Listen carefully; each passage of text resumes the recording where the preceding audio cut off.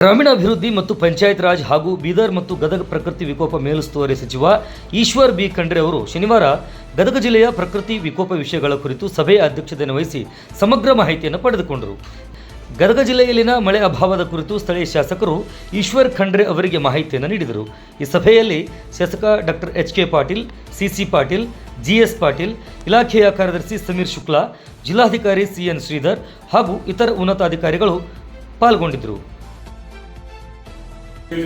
ತಕ್ಷಣ 24 ತಾಸು ಒಳಗಾಗಿ ಅವರಿಗೆ ನೀರು ಸರಬರಾಜು ಮಾಡಬೇಕು ಅನ್ನುವಂಥ ಒಂದು ಸೂಚನೆ ಈಗಾಗಲೇ ನಾವು ಕೊಟ್ಟಿದ್ದೇವೆ.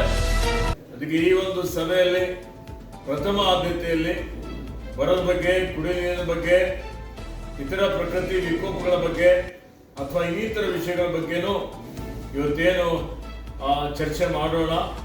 ಅದಕ್ಕೆ ತಮ್ಮ ತಮ್ಮ ಶಾಸಕರೆಲ್ಲರೂ ತಮ್ಮ ತಮ್ಮ ಸಲಹೆಗಳು ಕೊಡಿ.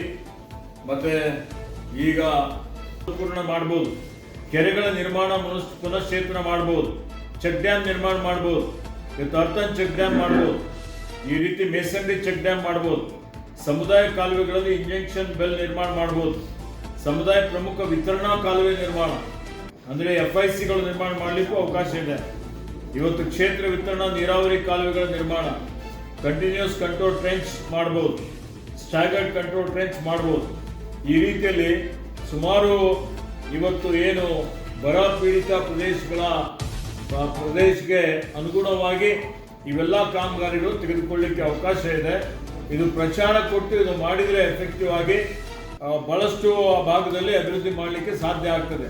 ಈ ಶಾಸಕರಿಗೆ ಹೇಳಿದ್ರು, ನಿಮ್ಮ ಗ್ರಾಮ ಪಂಚಾಯತ್ ಕಟ್ಟಡದ ಮೇಲ್ಛಾವಣಿ ಕುಸಿದಿದೆ ಅಂತ ಹೇಳಿ, ಹೊಸದಾಗಿ ನೀವು ಕಟ್ಟಡ ತೆಗೆದುಕೊಳ್ಳಲಿಕ್ಕೆ ನಿರ್ಮಾಣ ಮಾಡಲಿಕ್ಕೂ ಅವಕಾಶ ಇದೆ, ಅದಕ್ಕೆ ರಿಪೇರಿ ಮಾಡಲಿಕ್ಕೂ ಅವಕಾಶ ಇದೆ.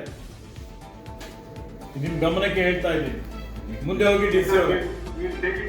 ಆಯ್ತು, ಮುಂದೆ ಹೋಗಿ, ನೆಕ್ಸ್ಟ್ ಹೋಗಿ.